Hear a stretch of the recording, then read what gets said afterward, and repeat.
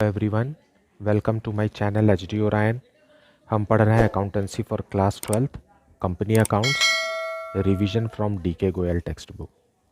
और अभी हम पढ़ेंगे over subscription and forfeiture of shares issued at premium. So let us see a question from the text book. So let us see question number 57 from the textbook. A company issued 10,000 shares of rupees 100 each at a premium of rupee 1 per share. Payment to be made was as follows. On application, rupees 3 per share. On allotment, rupees 4 including premium. On first call, rupees 2. And on second and final call, rupees 2. यहाँ पर allotment के समय 4 rupees है और इसमें premium का 1 rupees शामिल है, मतलब 3 रुपीज़ प्लस 1 रुपी है ये। सो 3 + 3 6, 6 + 4 10, फेस वैल्यू 10 रुपीज़ है। Applications were received for 20,000 shares. Applications for 5,000 shares were rejected and pro rata was made proportionately to the remaining applicants. यहाँ क्वेश्चन में लिखा है कि 5 एप्लीकेशन तो 20,000 शेयर्स के लिए आया, जिसमें से 5,000 शेयर्स को रिजेक्ट कर दिया गया, बचा 15,000 शेयर्स। सो जिन्होंने 15,000 शेयर्स के लिए अप्लाई किया उनको 10,000 शेयर्स मिला। यहाँ पर आप समझिए कि हर 3 शेयर के एप्लीकेशन पे 2 शेयर्स रिसीव हुए हैं। अगर आप इसको रिड्यूस करेंगे तो the directors made both the calls and all the money were received except the allotment first call and final call on 400 shares which were subsequently forfeited. अब डायरेक्टर्स ने अलॉटमेंट फर्स्ट कॉल और second and final call किया, लेकिन 400 शेयर्स पर allotment first call और second call का amount नहीं मिला, तो इसलिए डायरेक्टर्स ने उन 400 शेयर्स को फॉरफीट कर लिया। बाद में letter 300 of the forfeited shares were reissued as fully paid at the rate of rupees 15 per share. Give journal entries to record the above. In 400 forfeited shares में से 300 forfeited shares को 15 rupees पर share पर reissue कर दिया गया। देखिए यहाँ शेयर का फेस वैल्यू 10 रुपीज़ है और कॉल्ड अप वैल्यू भी 10 रुपीज़ था। अब 10 रुपीज़ के शेयर को 15 रुपीज़ में रीइशू किया गया है, इसका मतलब है कि रीइशू के समय भी प्रीमियम है, 5 रुपीज़ यहाँ पर प्रीमियम है। So let us see the journal entries for this. So now we will see solution 57 from the book T S. Grewal.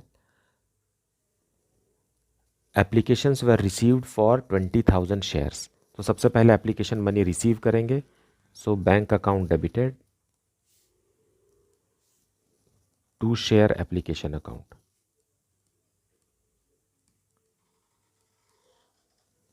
यहाँ पर 20,000 एप्लीकेशंस आए हैं और एप्लीकेशन मनी है ₹3 पर शेयर, इसलिए कंपनी के खजाने में 60,000 रुपीज़ डिपॉजिट हो गया। प्रोस्पेक्टस जारी किया था कंपनी ने और इसी प्रोस्पेक्टस के रिस्पॉन्स में 20,000 एप्लीकेशंस आ गए हैं, बीइंग एप्लीकेशन मनी रिसीव्ड।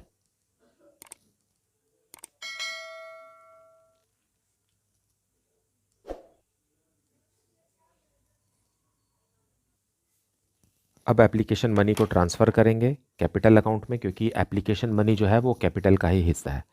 सो शेयर एप्लीकेशन अकाउंट डेबिट होके क्लोज हो जाएगा। Share application account debited to share capital account. अब है हमारे पास कितना, 20,000 एप्लीकेशन है और 3 रुपीज़ के हिसाब से 60,000 कंपनी ने रिसीव किया है, लेकिन कंपनी के पास हैं कितने शेयर्स, 10,000 शेयर्स ही हैं। सो 10,000 शेयर्स का अमाउंट ही कैपिटल अकाउंट में ट्रांसफ़र होगा। यहाँ क्वेश्चन में लिखा है applications for 5,000 shares were rejected, तो उनका पैसा हम वापस कर देंगे, बैंक क्रेडिट हो जाएगा 5,000 शेयर्स से। 5,000 शेयर्स पर 3 रुपीज़ जो मिला है वो मतलब 15,000 रुपीज़ रिफंडेड, और बाकी जो अमाउंट है वो क्योंकि प्रोराटा अलॉटमेंट हुआ है इसलिए वो शेयर अलॉटमेंट में ट्रांसफ़र हो जाएगा। शेयर अलॉटमेंट अकाउंट, देखिए बाकी का जो 5,000 शेयर्स पर मिला है पैसा वो हम रख लेंगे और वो अलॉटमेंट के लिए यूज़ होगा। बीइंग ट्रांसफर्ड,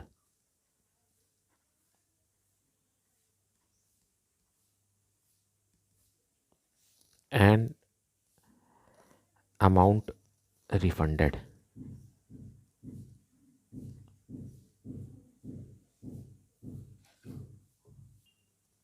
अब अलॉटमेंट ड्यू करेंगे, so share allotment account debited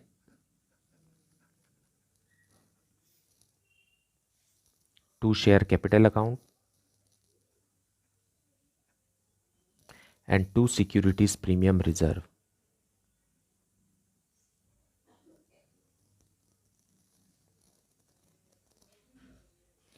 देखिए कंपनी के पास 10,000 शेयर्स है और कंपनी 4 रुपीज़ पर शेयर अलॉटमेंट के समय मांग रही है, मतलब 40,000 रुपीज़ से ड्यू होगा।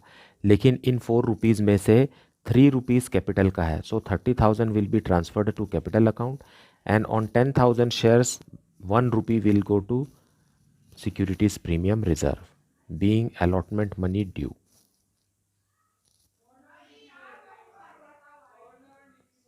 Being allotment money due with premium.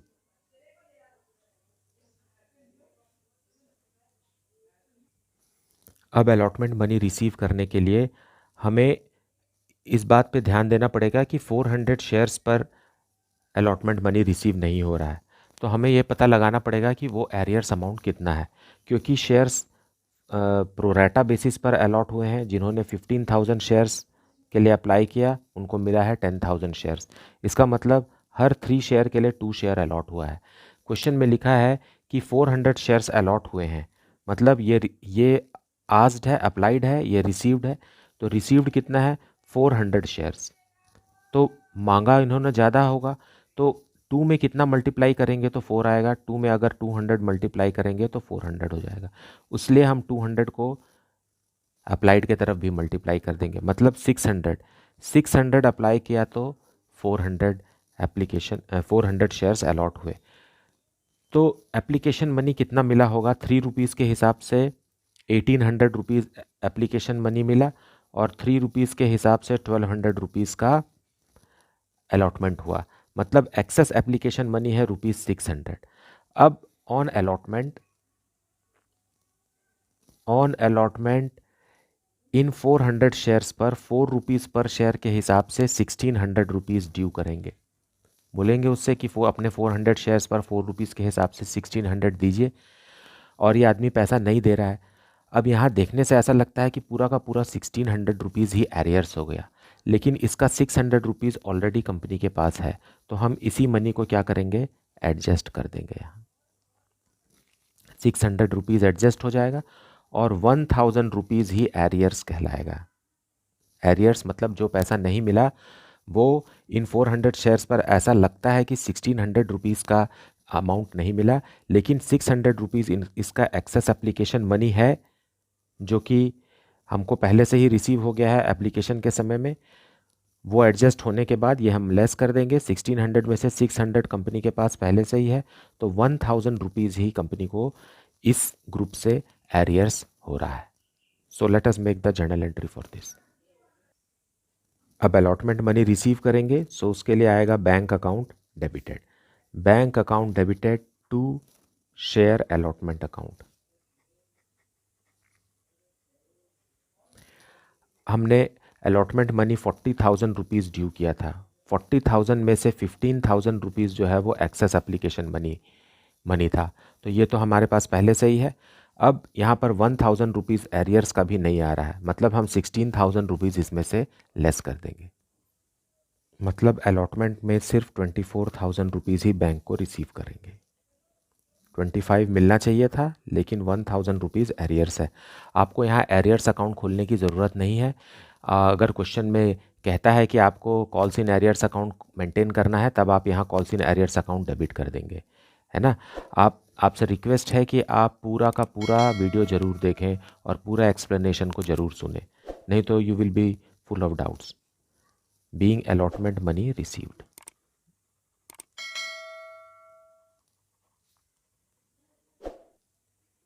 Accept on 400 shares.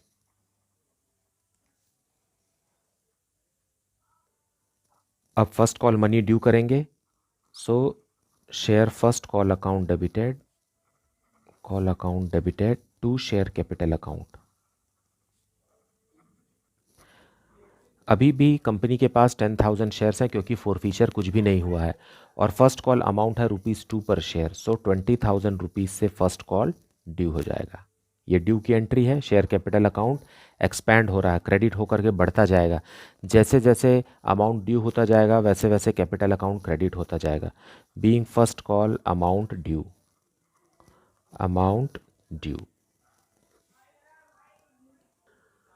अब फर्स्ट कॉल अमाउंट रिसीव करेंगे, लेकिन अब कोई भी एक्सेस एप्लीकेशन मनी नहीं बचा है। So bank account debited to share first call, मतलब 400 शेयर्स पर नहीं आएगा पैसा, मतलब 9,600 शेयर्स पर ही ₹2 रिसीव होगा। Being first call money received, being first call money received except on 400 shares, मतलब 400 शेयर्स पर ₹2 के हिसाब से ₹800 नहीं मिला, मतलब 19,200 रुपीज़ ही मिलेगा, 19,200। अब फाइनल कॉल ड्यू करेंगे। So share second and final call, second and final call account debited to share capital account, share capital account. अभी भी कंपनी के पास 10,000 शेयर्स ही मार्केट में है और पर शेयर ₹2 के हिसाब से 20,000 रुपीज़ ड्यू होगा, क्योंकि कंपनी ने अभी भी शेयर फॉरफिट नहीं किए हैं। Being second call due, second call due. अब फाइनल कॉल रिसीव करेंगे, उसके लिए है bank account debited to share second and final call, second and final call. अब यहाँ भी 400 शेयर्स पर अमाउंट नहीं आ रहा है, इसका मतलब 9,600 शेयर्स पर ₹2 के हिसाब से 19,200 रुपीज़ ही कंपनी को रिसीव होगा। हम यहाँ calls in arrears account maintain नहीं कर रहे हैं। Being received except on 400 shares. अब कंपनी ने कहा है कि अब शेयर्स को फॉरफिट करेंगे। सो फॉरफीचर की एंट्री करेंगे, उसके लिए शेयर कैपिटल अकाउंट डेबिट होगा, क्योंकि शेयर्स कैंसिल हो रहे हैं और कैपिटल अगर कैंसिल हो रहा है तो वो डेबिट होकर के रिड्यूस हो जाएगा। कितने शेयर्स पर रिड्यूस हो जाएगा? 400 शेयर्स पर। और कंपनी ने अब तक कितने अमाउंट मांग चुके हैं, फेस वैल्यू का कितना अमाउंट मांगा जा चुका है, वो पूरा का पूरा ₹10। एज ए रिज़ल्ट पूरा का पूरा 4,000 रुपीज़ से शेयर कैपिटल अकाउंट रिड्यूस हो जाएगा। लेकिन यहाँ प्रीमियम का अमाउंट भी नहीं मिला है, क्योंकि जो 400 शेयर्स है उन्होंने अलॉटमेंट का पैसा नहीं दिया है। सो सिक्योरिटीज़ प्रीमियम रिजर्व भी क्लोज होगा। सिक्योरिटीज़ प्रीमियम रिजर्व, इन्हीं 400 शेयर्स पर रन ₹1 पर शेयर के हिसाब से 400 रुपीज़ से सिक्योरिटीज़ प्रीमियम क्लोज हो गया। अब हम क्रेडिट में वो अमाउंट लिखेंगे, अकाउंट भी लिखेंगे जिसमें पैसा नहीं मिला। So to share allotment, to share allotment में हम जानते हैं कि 1,600 रुपीज़ से ड्यू था, लेकिन 600 रुपीज़ एक्सेस एप्लीकेशन मनी था, इसलिए एरियर्स कितने का बना था? 1,000 रुपीज़ का ही एरियर्स बना था। प्रोराटा वाले क्वेश्चन में आप यहीं पर ध्यान दीजिए, क्योंकि जितना अमाउंट एरियर्स का दिखता है उतना एक्चुअल में होता नहीं है, क्योंकि हमारे पास एक्सेस एप्लीकेशन मनी भी होता है। इसलिए आप इसको समझ करके लिखिए कि एरियर्स एक्चुअल में कितना है। फिर to share first call account, ₹2 के हिसाब से 800 रुपीज़, और to share second and final call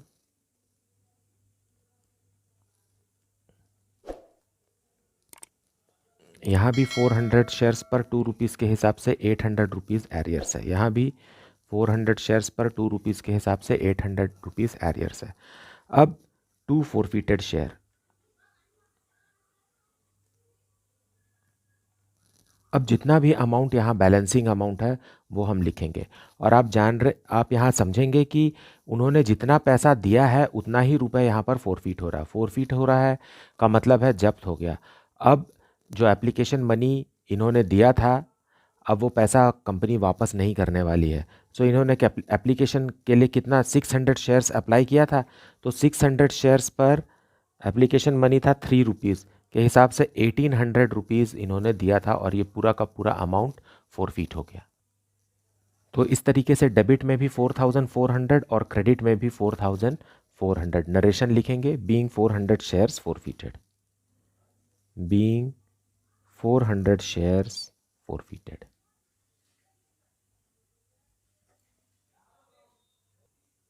अब यहाँ आपको ध्यान देना है कि यहाँ फोरफिटेड अमाउंट तो 600 शेयर्स पर 3 रुपीज़ पर शेयर के हिसाब से मैंने लिख दिया, लेकिन ये है कितने, 400 शेयर्स का अमाउंट है। मतलब on 400 shares 1800 rupees is forfeited. मतलब पर शेयर अगर हम कैलकुलेट करेंगे तो ₹4.5 पर शेयर आएगा।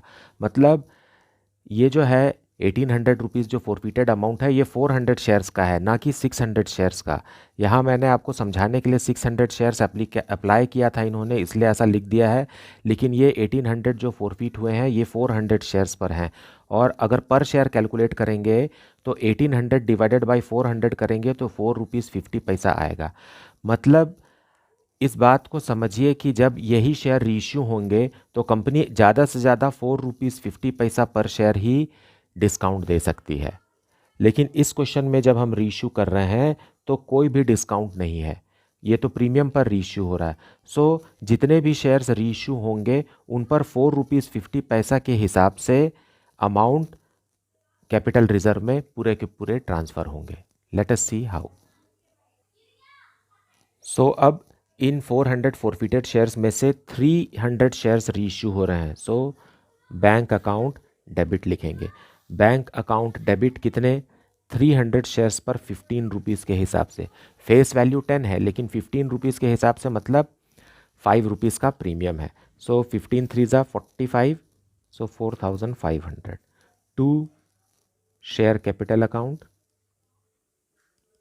कैपिटल में फेस वैल्यू ही जाएगा। सो 300 इंटू 10 ये हो गया 3000। और to securities premium reserve,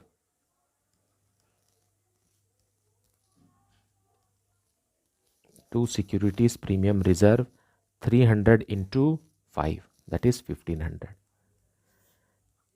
being 300 forfeited shares reissued at ₹5 per share premium।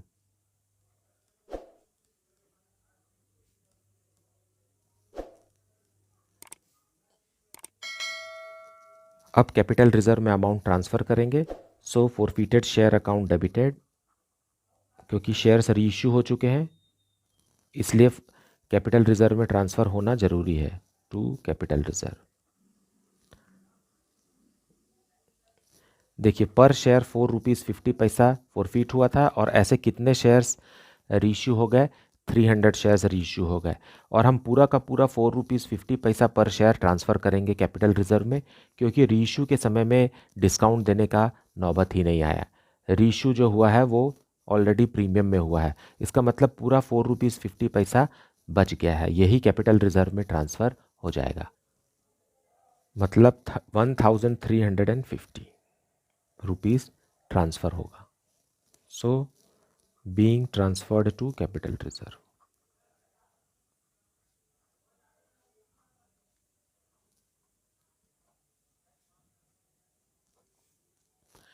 यहाँ पर आप फिर से समझिए 1800 शेयर्स फोरफिट हुए हैं और ये 1800 रुपीज़ फोरफिट हुए हैं और 400 शेयर्स पर मतलब ₹4.50 पर शेयर। और ₹4.50 पर शेयर के हिसाब से 300 शेयर्स पर 1350 रुपीज़ कैपिटल रिजर्व में ट्रांसफ़र होगा, क्योंकि रीइश्यू के समय में डिस्काउंट नहीं प्रीमियम है, डिस्काउंट में ये अमाउंट यूज़ ही नहीं हो पाया, इसलिए पूरा का पूरा पैसा कैपिटल रिजर्व में ट्रांसफ़र हो गया। सो 1800 रुपीज़ फोरफिट हुआ था, उसमें से 1350 रुपीज़ कैपिटल रिजर्व में ट्रांसफ़र हो गया, तो बच गया ₹450। ये अभी भी शेयर फोरफीचर अकाउंट में रिमेनिंग है, क्योंकि 100 शेयर्स अभी भी रीइश्यू होना बाकी है। जब वो 100 शेयर्स रीइश्यू होंगे, अगर वो डिस्काउंट में रीइश्यू होते हैं तो उन पर 450 रुपीज़ का डिस्काउंट परमिसेबल रहेगा। मुझे उम्मीद है आपको शेयर कैपिटल जो है वो बहुत अच्छे से समझ में आ रहा होगा, और मैं ये भी उम्मीद करता हूँ कि आपने पूरा वीडियो देखा होगा। all the previous videos one should watch in full without muting, without missing any part. इसके बावजूद भी, इतना करने के बाद भी अगर आपको डाउट है तो please write it in the comment section. Please like, subscribe and share the channel. Thank you so